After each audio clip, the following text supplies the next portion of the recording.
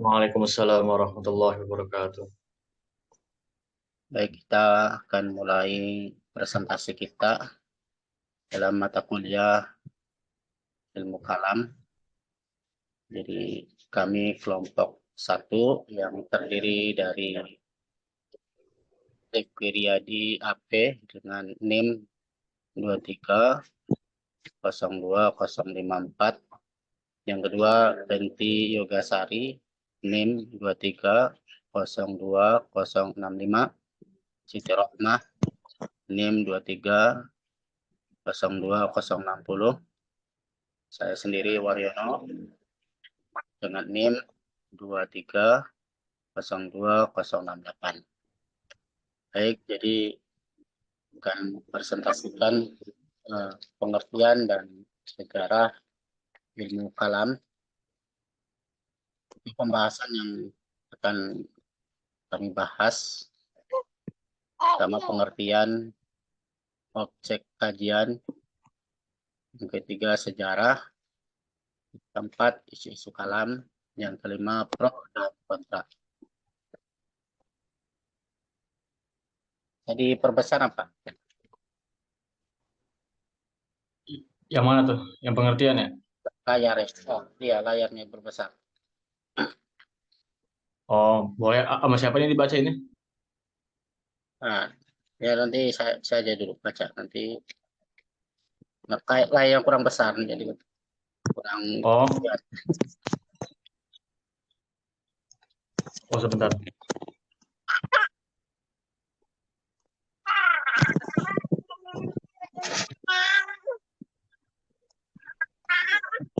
Baik. Udah kelihatan ya? Oke, kelihatan. Baik. Baik, yang pertama berkaitan dengan pengertian pengertian ilmu kalam dari segi bahasa. Kalam berarti perkataan, firman, ucapan atau pembicaraan, satu susunan kalimat yang mengandung makna itu sesuai dengan makna daripada ilmu nahwu. Kemudian juga diartikan dengan firman Allah atau kalamullah. Bagaimana para ulama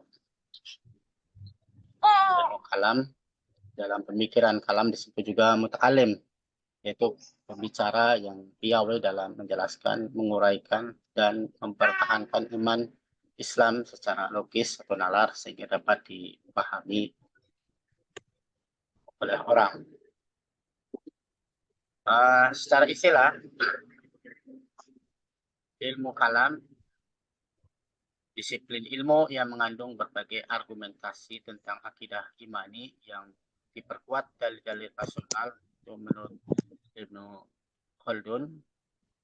Kemudian teologi skolastik atau pengupasan ilmu tauhid secara analisa ilmu pengetahuan ya menurut McDonald.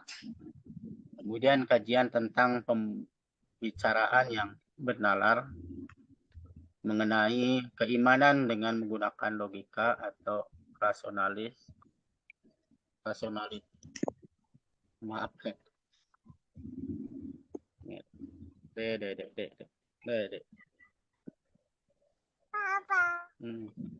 Yang ini ya? Aduh, ngomong anaknya gue. Gak apa. Kemudian kajian tentang pembicaraan yang bernalar mengenai keimanan dengan menggunakan logika atau rasionalitas sebagai ciri utama. Ilmu tauhid yaitu ilmu yang mengandung ajaran-ajaran untuk menginsafkan manusia berkeyakinan dan percaya kepada satu Tuhan. Kemudian objek kajian daripada ilmu kalam, bagaimana Rasulullah SAW sabda yang artinya pada suatu hari berada di hadapan manusia, "Wahai Rasulullah, apakah iman itu?" Beliau menjawab, "Kamu beriman kepada Allah, malaikatnya, kitabnya, beriman kepada kejadian pertemuan dengannya, beriman kepada para rasulnya, dan kamu beriman kepada hari kebangkitan yang akhir." Hadis Bukhari Muslim. Ilmu kalam disebut juga usuluddin, karena membahas pokok-pokok agama, yaitu at-tauhid, keesaan Tuhan, an-nubuwah, kepercayaan kepada nabi-nabi, an-naat, kepercayaan kepada hari kebangkitan atau hidup manusia sudah hidup di dunia, yaitu alam barzah nantinya atau alam akhirat. Menurut Abu Zahrah, ilmu kalam membahas segala macam persoalan sekitar zat, kekuasaan, dan sifat Tuhan, serta masalah-masalah yang pelik, seperti persoalan mengenai qadar, ikhtiar, atau kebebasan manusia dalam berkehendak. Latar belakang lahirnya ilmu kalam ada dua faktor. Yang pertama adalah faktor intern, yaitu Al-Quran membahas tentang ketauhidan, kenabian, kemudian tadi hari kebangkitan atau hari pembalasan, dan polemik antara agama. Kemudian skisme atau perpecahan dalam tubuh umat Islam, pergantian khalifah, konsep dan dasar kepemimpinan. Yang kedua adalah faktor ekstern, yaitu persentuhan dengan alam pikiran Yunani di wilayah-wilayah taklukan, kemudian persentuhan akidah Islam dengan akidah lama, ya para mu'alaf.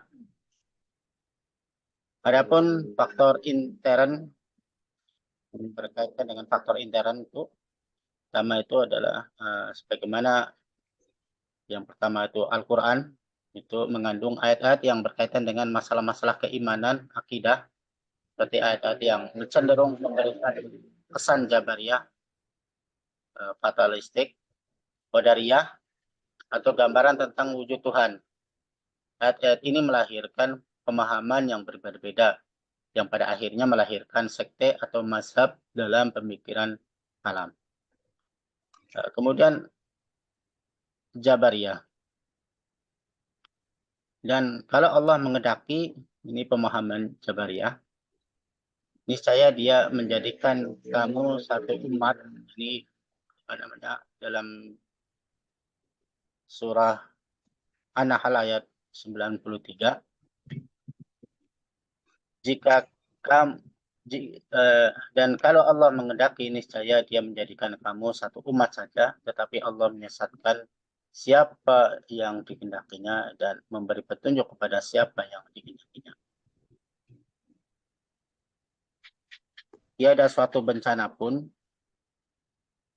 yang menimpa di bumi dan tidak pula pada dirimu sendiri, melainkan telah tertulis dalam kitab Lauhul Mahfuz sebelum kami menciptakannya. Ini dalam surah Al-Hadid ayat 22. Kemudian faktor intern yang lain adanya pemahaman Qadariyah, mana dalam surah Ar-Ra'd ayat 11, sesungguhnya Allah tidak merubah keadaan suatu kaum sehingga mereka merubah keadaan yang ada pada diri mereka sendiri. Kemudian dalam surah Al-Kahfi ayat 29, dan katakanlah kebenaran itu datangnya dari Tuhanmu, maka barang siapa yang ingin beriman, hendaklah ia beriman, dan barang siapa yang ingin kafir, biarlah ia kafir. Kemudian Mujassimah. Dalam pemahaman ini, dia memahami daripada surah Al-Imran ayat 78, katakanlah sesungguhnya karunia itu di tangan Allah. Allah memberikan karunia-Nya kepada siapa yang dikehendakinya. Kemudian dalam surah Al-Baqarah ayat 115, dan kepunyaan Allah lah timur dan barat, maka kemanapun kamu menghadap, disitulah wajah Allah. Kemudian faktor intern yang kedua, yaitu adanya perpecahan dalam tubuh umat Islam. Ada faktor politik kekuasaan. Kemelut politik dalam tubuh umat Islam terjadi, terutama semenjak Utsman bin Affan menjabat sebagai khalifah hingga pergantian sistem pemerintahan dari khalifahan kepada kerajaan. Kemudian fanatisme kepada pemimpin melahirkan kelompok-kelompok yang saling bermusuhan, yang pada akhirnya melahirkan corak pemikiran kalam yang berbeda-beda. Ada 3 prinsip besar ya, dalam faktor intern ini. Pertama tadi yang sudah disebutkan terbunuhnya Utsman bin Affan, perang Siffin, pemberontakan terhadap Ali yang dipimpin Muawiyah. Yang ketiga, peristiwa tahkim, kesepakatan damai antara Ali dengan Muawiyah. Mungkin dari saya itu saja. Mungkin akan dilanjutkan oleh Pak Rifki. Silakan kepada Pak Rifki. Baik. Bismillahirrahmanirrahim. Assalamualaikum warahmatullahi wabarakatuh. Waalaikumsalam warahmatullahi wabarakatuh. Ya, saya Rifki Riyadi dari anggota kelompok 1 Ilmu Kalam. Ingin memaparkan tentang faktor ekstern. Yang pertama ini ada pengaruh filsafat Yunani, yaitu salah satunya politik kekuasaan. Seperti pemikiran filsafat dijadikan argumen dalam membela paham-paham aliran kalam. Hal ini diakibatkan adanya persentuhan Islam dengan wilayah yang terpengaruh Helenisme, yaitu alam pemikiran Yunani, serta penerjemah filsafat Yunani oleh orang-orang Arab yang diantaranya terkait masalah-masalah ketuhanan. Lalu yang kedua, persentuhan Islam dengan agama dan budaya non-Arab. Kesadaran agama dan budaya lama pemeluk baru, seperti Yahudi, Kristen, dan Zoroastri. Terus yang kedua, kesulitan pemelukan Muslim dan Arab dalam memahami teks Al-Quran akibat rintangan bahasa dan budaya. Jadi kedua masalah itu menuntut adanya jawaban yang memuaskan sebelum mereka memutuskan masuk Islam. Jadi para mutakalim memberikan penjelasan tentang Islam dengan argumentasi yang logis, bukan dengan ayat-ayat yang tidak mereka yakini dan mengerti. Di sini juga terdapat isu-isu kalam, yaitu isu yang pertama, iman dan kufur, seperti aliran Khawarij, Murji'ah, Mu'tazilah. Kalau Khawarij, isunya itu pembuat dosa besar adalah kafir. Murji'ah, pelaku dosa besar tetap mukmin. Mu'tazilah, kedudukan antara kafir dan mukmin, jadi manzilah baina al-manzilatain. Terus isu yang kedua, takdir, yaitu 3 golongan, Jabariyah, Qadariyah, Asy'ariyah.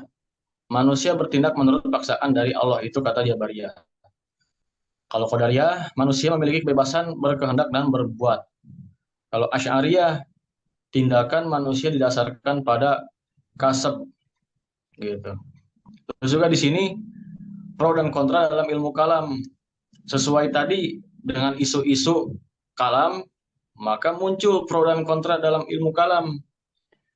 Kontra, jadi pro dan kontra itu ada alasannya masing-masing. Kalau kontra ini, orang yang kontra terhadap ilmu kalam, dia beralasannya yang pertama, mendahului akal sebagai statement keislaman daripada Al-Quran. Jadi dia yang kontra ini nggak setuju dengan ilmu kalam karena menganggapnya Al-Quran ini dijadiin yang kedua gitu. Jadi lebih mendahulukan akal. Terus yang kedua, memicu kurangnya iman, keyakinan dalam hati gitu. Terus yang ketiga, memicu fasik, kafir, dan bahkan murtad, seperti kata aliran-aliran yang tadi ya. Terus juga ada yang terhadap pro kepada ilmu kalam. Dia juga ada alasannya. Yang pertama, ilmu kalam ini menggunakan akal, bukan berarti mendahului Al-Quran. Karena Allah menyuruh kita untuk berakal, afala ta'qilun gitu. Afala tatafakkarun, banyak di ayat Al-Quran. Terus juga yang kedua, ilmu kalam sebagai dalil untuk membantah dan mendebat terhadap orang-orang ateisme yang tidak percaya terhadap dalil Al-Quran. Maka ilmu kalamlah sebagai senjata untuk membantah orang-orang ateis tersebut agar mereka sadar Islam adalah agama yang masuk akal. Maksudnya gini, orang ateis itu kalau debat sama kita pakai dalil Al-Quran, dia nggak akan paham, dia nggak bakal percaya karena dia nggak percaya Quran. Dia nggak percaya Quran, dia juga nggak percaya sama Tuhan gitu. Jadi caranya gimana? Ya pakai ilmu kalam untuk mendebatnya gitu. Seperti kisah Mazhab Imam Hanafi kalau nggak salah gitu ya. Ketika mendebat orang-orang ateisme, terus juga seperti Imam Asy-Syafi'i mendebat kaum Mu'tazilah gitu ya. Karena apa gitu? eh jadi pro dan kontra ini masing-masing memiliki alasannya. Tapi untuk Ahlus Sunnah wal Jamaah gitu ya, dia tidak menentang adanya ilmu kalam. Lalu bagaimana dengan statement ulama-ulama yang sebagian mengharamkan, bahkan mazhab Syafi'i pun ada yang bilang redaksinya itu bahkan melarang mempelajari ilmu kalam. Nah, bukan berarti Imam Syafi'i ini mutlak mengharamkan ilmu kalam, bukan. Jadi kondisinya tuh waktu itu orang-orang mendahului ilmu kalam karena waktu itu orang-orang Mesir tuh iman lemah. Akhirnya dia lebih mengutamakan qaul jadid, yaitu memperbaharui kalamnya, yaitu dengan cara mengharamkan ilmu kalam. Itu faktor yang pertama, Imam Syafi'i mengharamkan ilmu kalam. Faktor yang kedua, Imam Syafi'i berstatement ilmu kalam itu haram bukan kepada eh bukan menyeluruh gitu, tapi untuk kaum Mu'tazilah gitu.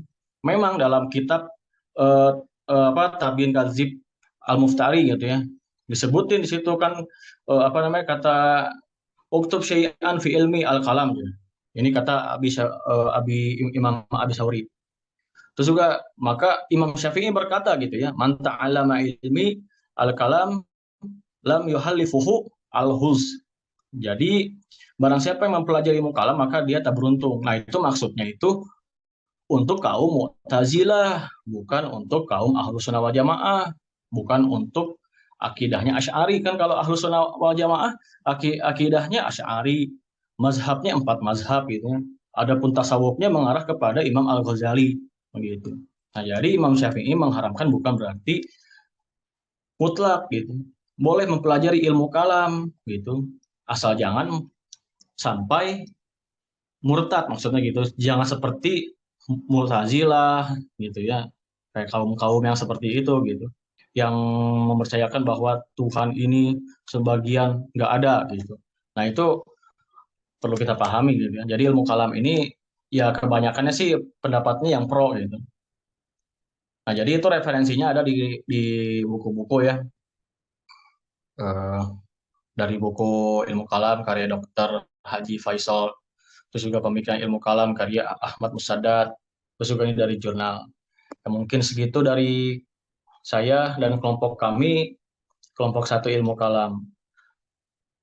Mohon maaf apabila banyak kekurangan dari kelompok kami dan mungkin sebagian ada yang tidak hadir, mungkin ada kesibukan yang lain gitu. Tapi dia tetap berkontribusi untuk bekerja kelompok gitu. Ya mungkin segitu dari saya. Mohon maaf apabila ada kesalahan. Eh, kita tutup aja acaranya gitu ya. Eh, presentasi ini ya Ya, dengan langsung aja. mengucapkan langsung aja ya. Ya, langsung aja. Assalamualaikum. Siap. Assalamualaikum warahmatullahi wabarakatuh. Waalaikumsalam warahmatullahi wabarakatuh. Baik, Gimana nutupin? baik. Jadi sudah dipaparkan tadi oleh Pak Rifki. Jadi itulah pemaparan dari presentasi kelompok 1. Mudah-mudahan pemaparan ini bermanfaat untuk kita semua. Akhirnya saya Amin. sebagai host, mohon maaf barangkali dalam pemandu acara ini banyak kesalahan, dan mohon maaf yang sebesar-besarnya. Akhirnya saya tutup.